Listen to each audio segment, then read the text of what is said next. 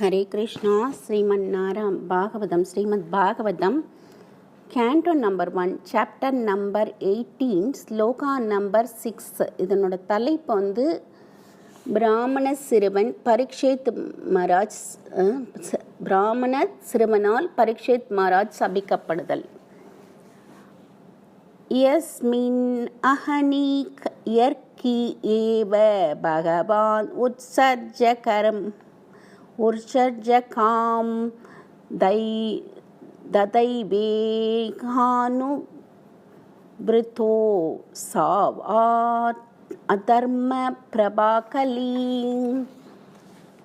பரமபுருஷராகிய பகவான் ஸ்ரீ கிருஷ்ணர் இந்த பூமியை விட்டு சென்ற அதே நாளில் அக்கணமே எல்லா அதர்ம செயல்களையும் தூண்டும் கலிபுருஷன் இவ்வுலகினுள் பிரவேசித்தார். எப்போ பகவான் இந்த அவதாரத்தை முடிச்சுட்டு போனாரோ அந்த நேரத்தில் இவர் கலிபுருஷன் அதர்ம செயல்களை தூண்டுறதுக்காக அந்த உலகத்தில் பிரவேசித்தார் அப்படின்னு சொல்கிறாங்க.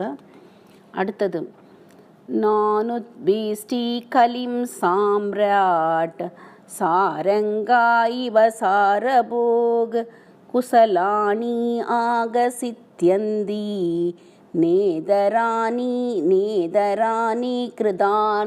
கிருதானியேத். இக்கலியுகத்தில் புண்ணியங்கள் உடனே நல்ல பலன்களை அளிக்கின்றன. ஆனால் பாவங்கள் அப்படியல்லாமல் செய்யப்பட்ட பின்னரே பயனளிக்கின்றன.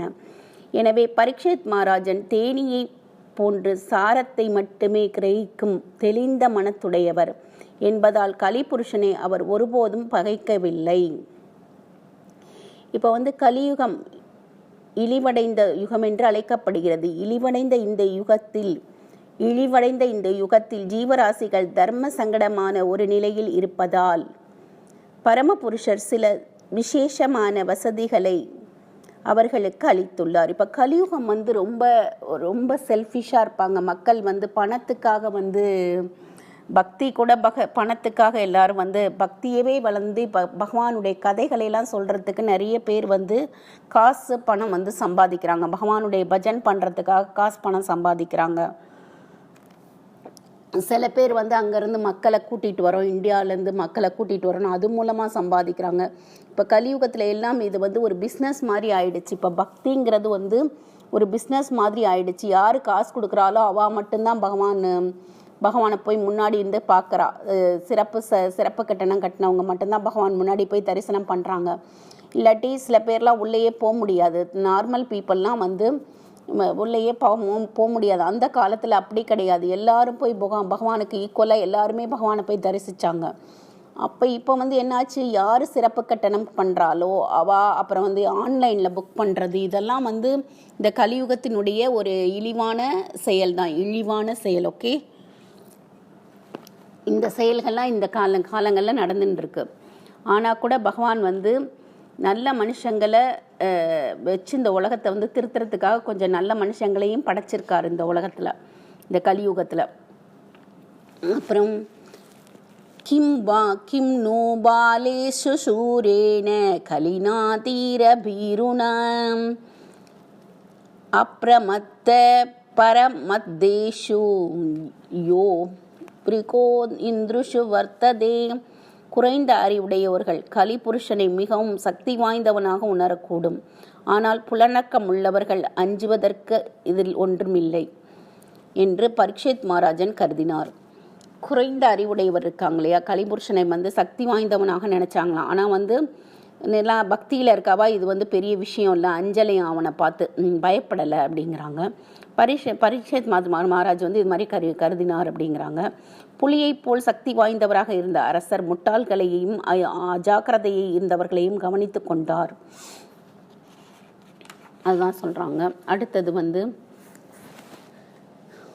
உபவர்ணிதம் ஏதத்வா புண்ணியம் பாரிஷிதம் மயா வாசுதேவ கதோபேதம் ஆக்ஞானம் யத் அப்ரச்சதம். ஸோ இப்போ 9வது ஸ்லோகம். முனிவர்களே, நீங்கள் என்னிடமிருந்து கேட்பது போலவே புண்ணியவனாக இருந்த பரீட்சித் மகாராஜன் சரித்திரத்துடன் தொடர்புடைய பகவான் ஸ்ரீகிருஷ்ணரின் கதைகளை பற்றி கிட்டத்தட்ட அனைத்தையுமே இப்பொழுது நான் விவரிக்கின்றேன். கதைகளை பற்றி கிருஷ்ணரை பற்றிலாம் அவர் பொறுமையாக கேட்டார். அதை பற்றி நான் உங்களுக்கு என்ன பரீட்சத்துக்கு சுகதேவ கோஸ்வாமி சொன்னாரோ அந்த சரித்திரங்களை உங்களுக்கு நான் சொல்கிறேன் அப்படிங்கிறாங்க. அப்புறம் யா யா யா யா கதா பகவதா கதனியோரு கர்மண குண கர்மாஸ்ரயா பூமி சம்சேவ்யாஸ்ததா புபூஷுபீம். வாழ்வில் முழு பூரணத்தை அடைய விரும்புவோர் அற்புதமான செயற்படுபவரான பகவானி திவ்யமான செயல்களை கேட்பதும் மற்ற அவருடைய கல்யாண குணங்களை கேட்பது தொடர்புள்ள எல்லா விஷயங்களையும் அடக்கத்துடன் கேட்க வேண்டும்.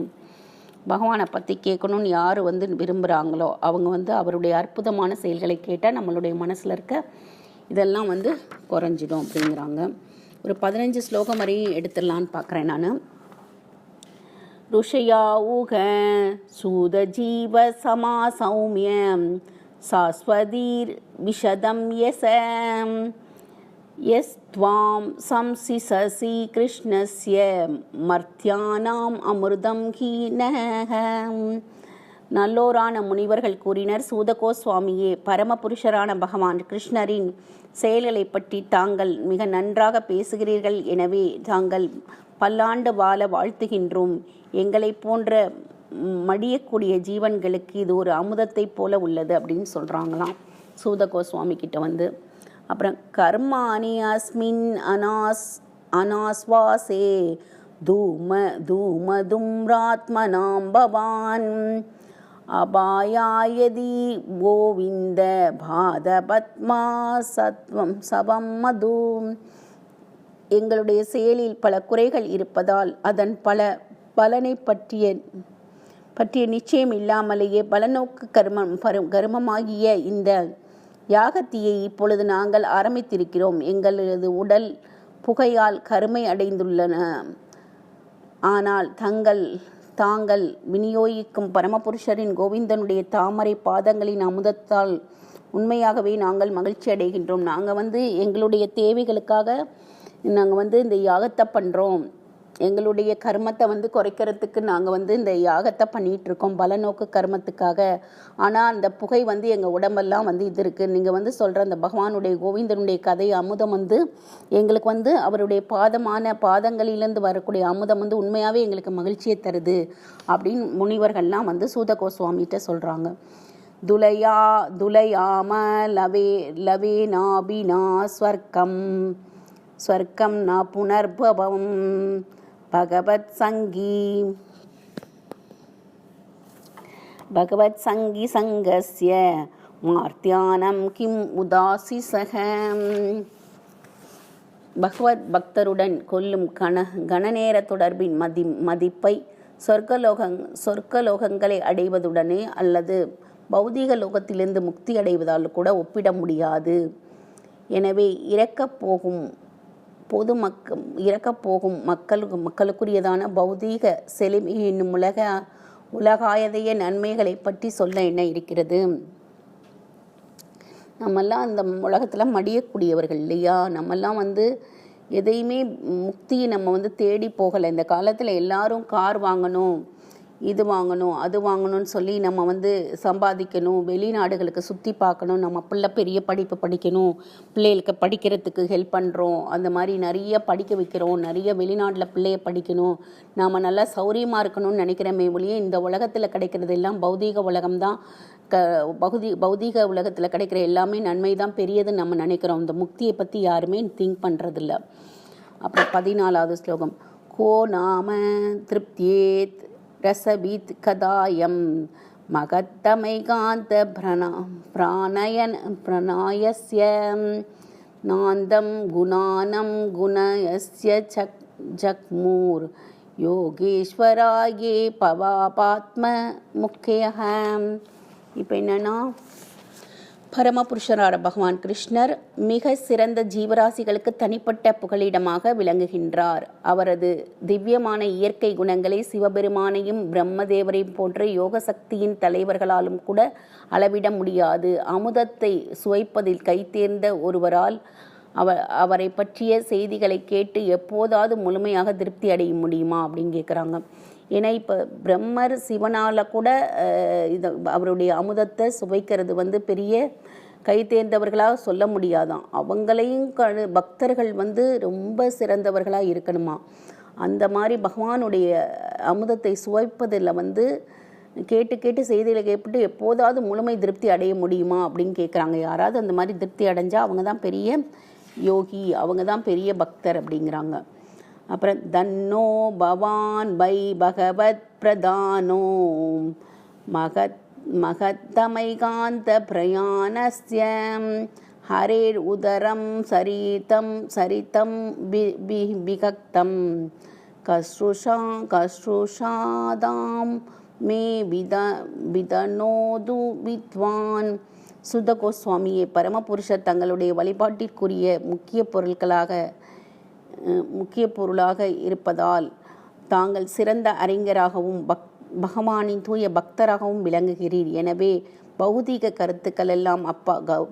கருத்துக்களுக்கெல்லாம் அப்பாற்பட்ட பகவானின் லீலைகளை பற்றி கேட்டறிய நாங்கள் ஆவல் கொண்டிருப்பதால் தயவு கூர்ந்து அவற்றை விவரிக்க வேண்டுகின்றோம் அப்படிங்கிறாரு. அண்ணனா இனிமேல் பகவானை பற்றி பேச போகிறாரு. நம்ம 15 வரையும் பார்த்தாச்சு. அடுத்தது நம்ம அடுத்த வாரம் பார்க்கலாம்.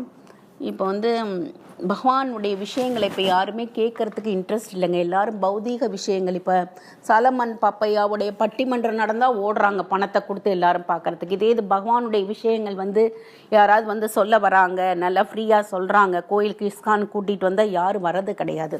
அதில் பாதி கூட்டம் தான் இதில் வரும். ஏன்னா காசை செலவழித்து பௌதீகமாக பேசக்கூடிய விஷயங்களும் இந்த டிவியில் வர்றவங்களுக்காக நிறைய பேர் நம்ம வந்து நடிகர்களுக்கு கொடுக்குற மதிப்பை கூட நம்ம பகவானுக்கு கொடுக்கறது கிடையாது. இந்த உலகத்தில் அவங்கெல்லாம் அழியக்கூடியவங்க, பணம் சம்பாதிக்கிறதுக்காக இந்த உலகத்தில் அவங்கவுங்க வாழ்க்கையை பார்த்துட்ருக்காங்க. நம்ம வந்து அதை வந்து அவங்க பின்னாடி போய் அவங்க பெரிய கடவுளாக நம்ம வந்து அவங்கள வந்து மதிக்கிறோம். அது எடுத்துக்காட்டு வந்து இந்த குஷ்புக்கு ஒரு கோயில் கட்டினாங்கன்னு தமிழ்நாட்டில் நான் கேள்விப்பட்டிருக்கேன். அது எங்கே இருக்குன்னு தெரியாது. அவள் ஒரு அழியக்கூடிய ஜடம். அவள் பணம் சம்பாதிக்கிறதுக்காக இந்த உலகத்தில் வந்து அவள் ஜீவிச்சிட்ருக்கா. அவள் வந்து குழந்தைகளை பெற்று அவள் ஒன்றும் புனிதமானவள் கிடையாது. ஆனாலும் மக்கள் வந்து அவளை ஒரு பெரிய தெய்வமாக வந்து கொண்டாடி ஒரு கோவில்லாம் தமிழ்நாட்டில் கட்டியிருக்காங்க. பணம் தான் இப்போ வந்து இந்த காலத்தில் வந்து பணம் தான் வந்து மதிப்பு. மனுஷருக்கு யாருக்குமே மதிப்பு கிடையாது. மனுஷங்க நம்ம எவ்வளோ வந்து ஏழையாக இருக்கிறவாளுக்கெல்லாம் கொஞ்சம் கூட மதிக்க மாட்டாங்க. நான் நிறைய பேர் வந்து இங்கே வந்து பஹ்ரைனில் கூட அந்த சீதா கல்யாணம் பண்ணுறேன், ராமர் கல்யாணம் பண்ணுறேன், அந்த கல்யாணம் பண்ணுறேன்னு சொல்லிட்டு ஆளுங்களை வந்து கூட்டிகிட்டு வராங்க. கூட்டிகிட்டு வந்து பணம் சம்பாதிக்கிறதுக்கு, அவங்க ஊர் சுற்றி பார்க்குறதுக்கும், அவங்க என்ஜாய் பண்ணுறதுக்கும் தான் லைஃப்பை வந்து என்ஜாய் பண்ணுறாங்க நிறைய பேர். அவங்கவுங்க நல்லா இருக்கணும் அப்படி பிஸ்னஸ் மாதிரி தான் ஆயிடுச்சு ஒழிய இந்த காலத்தில். யாரும் வந்து பக்தி இல்லை இப்போல்லாம். ஹரே கிருஷ்ணா. என்னோடதை சப்ஸ்கிரைப் ஏன் பண்ணலைன்னு எனக்கு தெரியல. உங்களுக்கு பிடிக்கல போல் என்னோடய கிளாஸ். பரவாயில்லைங்க.